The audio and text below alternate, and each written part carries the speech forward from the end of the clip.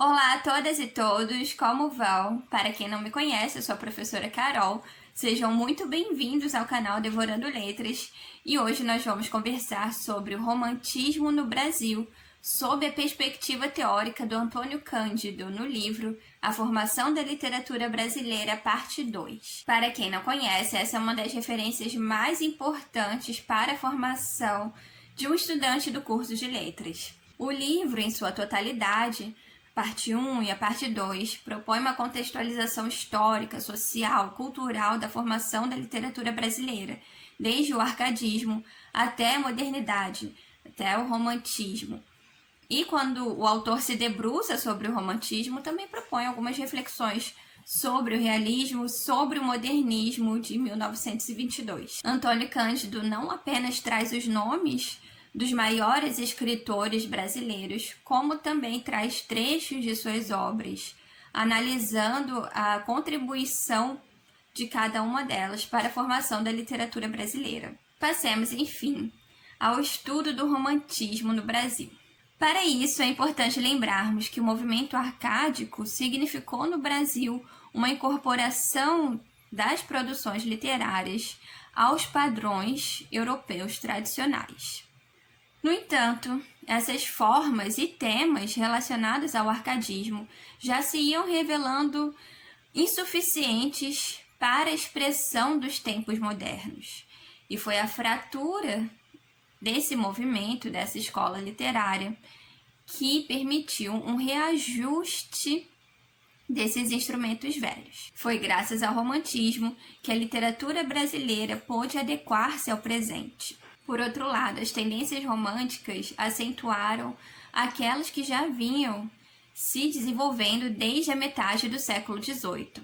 Assim como a Ilustração favoreceu a aplicação social da poesia no intuito de promover uma visão mais construtiva do país, a Independência desenvolveu no romance e no teatro o intuito patriótico, com a mesma disposição de desenvolver uma arte literária com a mesma qualidade daquela desenvolvida na Europa. Uma literatura que exprimisse de maneira adequada a sua realidade própria, a sua realidade brasileira. Na perspectiva dos poetas românticos, as nossas tradições são dúplices. Dessa forma, para produzir uma literatura nacional, é necessário harmonizar as tradições portuguesas com as tradições indígenas. No auge do romantismo, a literatura foi considerada uma parcela de um esforço mais amplo, contribuir para a grandeza da nação. Por isso, a independência importa de forma decisiva para o desenvolvimento da ideia romântica, que procurava desenvolver novos modelos literários, independente das referências clássicas e portuguesas. No Brasil, o romantismo, enquanto uma escola literária propriamente dita, foi iniciado após a viagem de um grupo de escritores para Paris. Gonçalves de Magalhães, Coutinho, Porto Alegre, Torres Homem e Pereira da Silva viajaram para Paris na intenção de estudar as tendências românticas e procurar uma forma adequada para expressar a literatura do Brasil. Dessa forma, o romantismo se apresenta no cenário brasileiro como uma proposta de renovação literária no país. Passemos então às características em comum entre essas obras literárias românticas. Primeira delas, o nosso romantismo é ao mesmo tempo local e universal. Isso porque, atraído irresistivelmente pelos modelos europeus, o romantismo no Brasil se apresenta como um transfigurador de uma realidade mal conhecida. Seu caráter fixa mais ou menos segundo as crenças, as tradições e os costumes do povo brasileiro, por meio de uma arte literária despida de adragios e dos falsos atavios da arte neoclássica. O romantismo procura descrever aquilo que é particular, os fatos, os costumes, as paisagens, sentimentos carregados de um sentido nacional, e compreende isso como uma libertação daquilo que era pregado pelo neoclassicismo, daquilo que era comum a todos, daquilo que é universal e procura apagar as diferenças. Segunda característica, a religião. A religião foi reputada como um elemento indispensável para a reforma literária. A religião surge como um elemento que enfatiza a oposição ao temário pagão do neoclassicismo, que no Brasil está relacionado à ideia do passado colonial. No romantismo brasileiro, a religião é representada ora como uma crença específica, como uma devoção, e ora como uma posição afetiva, como uma sensibilidade que se abre para o mundo por meio de um espiritualismo mais ou menos definido. A terceira característica do romantismo brasileiro é o indianismo. Na perspectiva do Antônio Cândido, essa é a forma reputada mais legítima do romantismo nacional, que teve o seu auge no decênio de 1840 até 1860. Para Antônio Cândido, José de Alencar e Gonçalves Dias são os maiores representantes do indianismo romântico no Brasil. O romantismo procurou equiparar qualitativamente o indígena ao gentil-homem europeu, inventando ou realçando alguns aspectos do seu comportamento, como, por exemplo, o cavalheirismo, a generosidade. Sendo assim, o romantismo serviu como a representação de um passado mítico e lendário à maneira da Idade Média Europeia. Vale notarmos que o índio é representado de formas diferentes no arcadismo e no romantismo. No neoclassicismo, o índio foi muitas vezes representado como um pastor arcádico, e essa representação buscava superar as diferenças do indígena para integrá-lo ao modelo, ao padrão cultural europeu. O indianismo romântico, por sua vez, seguia a tendência de particularizar os grandes temas, problematizando, por exemplo, como a generosidade, como a ética, como o cavalheirismo acontecem no cenário particular brasileiro. O arcadismo se irmanava aos 2 séculos anteriores, aceitando a hierarquia dos gêneros, a universalidade das convenções eruditas e a tradição greco-latina. O romantismo, por sua vez, procura liquidar essa convenção universalista do neoclassicismo em benefício de um sentimento embebido de inspirações locais. Por isso, o individualismo e o relativismo podem ser considerados a base da atitude romântica. Esse individualismo altera o próprio conceito da arte. Então, ao equilíbrio neoclassicista sucede o desequilíbrio romântico. Daí surge o mal do século. Atormentado, o escritor tenta estabelecer um estado de solidão e, ao mesmo tempo, atrair o leitor para si mesmo. De Cláudio Manuel a Casimiro de Abreu, a poesia vai se despojando do que é comemoração, debate e diálogo para se voltar à pesquisa lírica.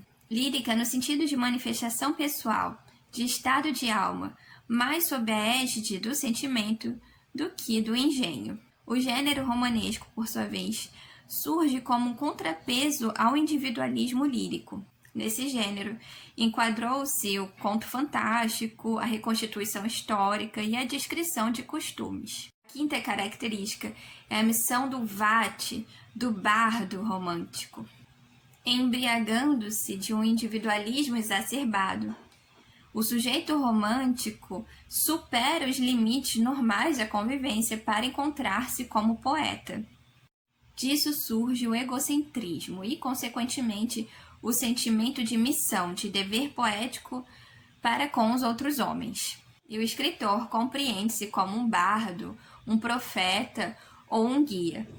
A quinta característica é a revisão do mundo. Uma nova era de experimentalismos quebra a separação entre os gêneros, a hierarquia das palavras e procura forjar uma nova forma adequada para cada situação. Operando uma revisão de valores, os românticos não apenas veem de forma diferente o mundo e o espírito, como procuram exprimir a sua visão por meio de novas formas literárias. A literatura, a partir daí, passa a ser vista como uma manifestação de um ponto de vista.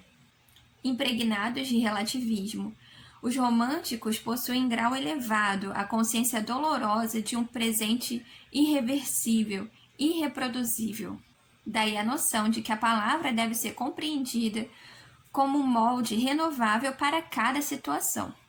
Nessa nova forma de ver o mundo, compreende-se que são necessárias novas técnicas e novas relações para o aproveitamento inédito do tempo, que foge num ritmo acelerado, com o advento, com a vitória da urbanização em relação à cultura predominantemente rural do passado. No início do romantismo, a atitude mais corrente do sujeito romântico foi a de procurar um abrigo contra o tempo, na contemplação do eu e do mundo, revistos em todos os sentidos.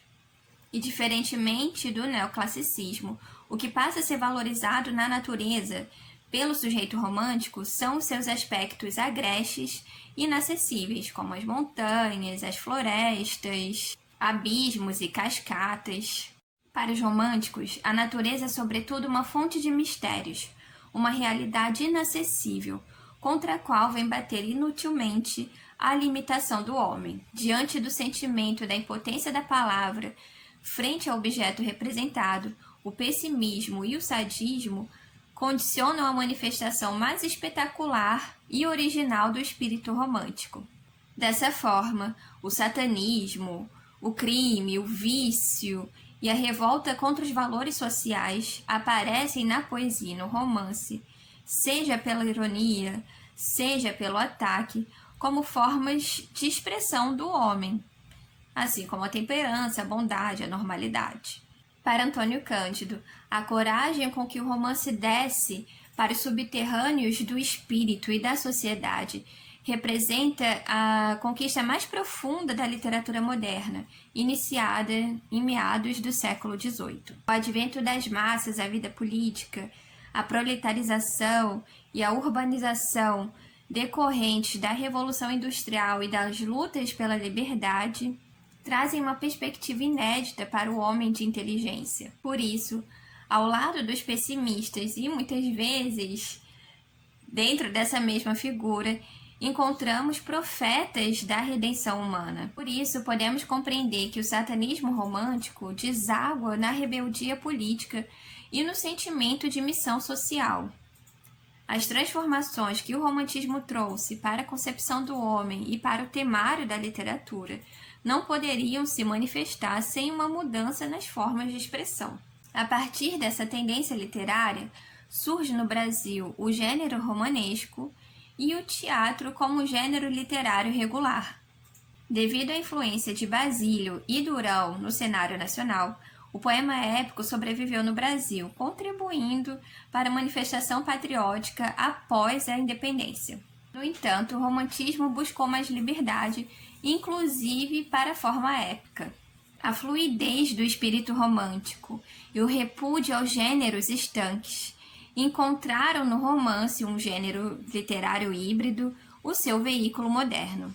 No romance, a ficção se funde na poesia, conferindo maior liberdade à poesia e uma disciplina mais regular à narrativa. Atravessado pelo sentimento de inferioridade da palavra frente ao objeto representado, o movimento literário manifestou uma tendência em buscar um refúgio por meio da aliança com a música. Nessa concepção artística, a música que exprime o inexprimível poderia atenuar as lacunas do verbo.